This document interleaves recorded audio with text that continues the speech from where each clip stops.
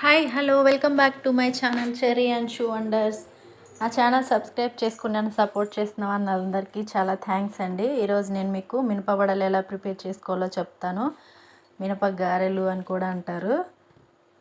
చూడండి, పైన క్రిస్పీగా లోపల స్పాంజీలా దూదిలా హోటల్లో చేసినట్టు రావాలంటే ఈ టిప్స్ ఫాలో అవ్వండి. మరి ముందుగా మినపప్పు ఒక 4 to 6 అవర్స్ నానబెట్టుకోవాలి. 4 to 6 అవర్స్ సరిపోతుంది, అంతకంటే ఎక్కువ అవసరం లేదు. ఒక 2 టైమ్స్ వాష్ చేసుకొని మినపప్పుని ఇలా నానబెట్టేసుకోవాలి. తర్వాత ఇప్పుడు గ్రైండర్లో వేసుకుందాం. గ్రైండర్ అవైలబుల్గా లేని వాళ్ళు మిక్సీలో అయినా మిక్సీ పట్టేసుకోవచ్చు.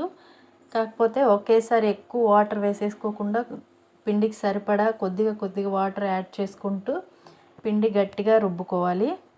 మనకు వడలు వేయడానికి పిండి గట్టిగా ఉంటేనే కాస్త ఈజీగా ఉంటుంది. ఇప్పుడు కొద్దిగా మినపప్పు వేసుకొని కొద్దిగా వాటర్ యాడ్ చేసుకుంటూ గ్రైండర్లో ఇలా రుబ్బుకోవాలి. తర్వాత పిండి మొత్తం ఇలా గిన్నెలో తీసేసుకున్నాను. ఇందులో 1 స్పూన్ సాల్ట్, రుచికి సరిపడా వేసుకోండి మీరు తీసుకునే మినపప్పుని బట్టి.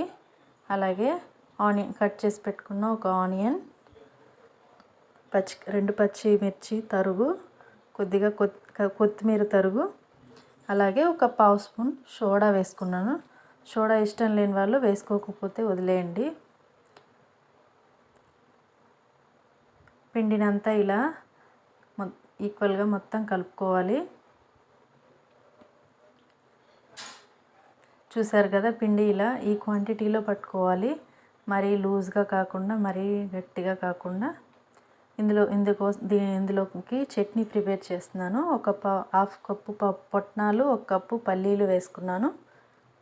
అలాగే ఒక చిన్న ఆనియన్ ముక్క, ఒక 4 పచ్చిమిర్చి, కొద్దిగా కొత్తిమీర, 4 వెల్లుల్లి రెబ్బలు వేసి మిక్సీ పట్టేద్దాం. ఈలోపు స్టవ్ ఆన్ చేసుకుని ఆయిల్ పెట్టేసుకుందాం. చట్నీ ప్రిపేర్ అయిపోయింది, పోపు పెట్టేశాను. ఈలోపు ఆయిల్ హీట్ అయింది. ఇప్పుడు ప్లేట్లో ఒక కవర్ వేసుకొని దాని మీద ఇలా షేప్ చేసుకొని వేసుకోవచ్చు, లేకపోతే అరిటాకు మీద కూడా వేసుకోవచ్చు. మీ వీలుని బట్టి దేని మీదైనా వేసేయండి. కాకపోతే ఇలా రౌండ్గా చేసుకోవాలి. ఇప్పుడు కొంతమంది మినపగారెలు వేసేటప్పుడు షేప్ సరిగా రాకపోవడం, లేకపోతే ఆయిల్ ఎక్కువ అబ్జర్వ్ చేసేస్తుందని చెప్తూ ఉంటారు కదా. మీరు ఇలా ఒకసారి ట్రై చేసి చూడండి, చాలా పర్ఫెక్ట్గా వస్తాయి. బయట హోటల్లో చేసిన విధంగానే మంచిగా పైన క్రిస్పీగా లోపల దూదిలా వస్తాయి. టేస్ట్ కూడా చాలా బాగుంటుంది. పిల్లలైతే చాలా ఇష్టంగా తింటారు.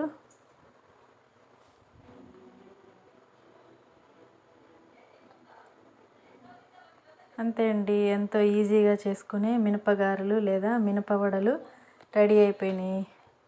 చూడండి, మంచి కలర్ వచ్చింది, షేప్ కూడా పర్ఫెక్ట్గా వచ్చింది. వీడియో నచ్చితే లైక్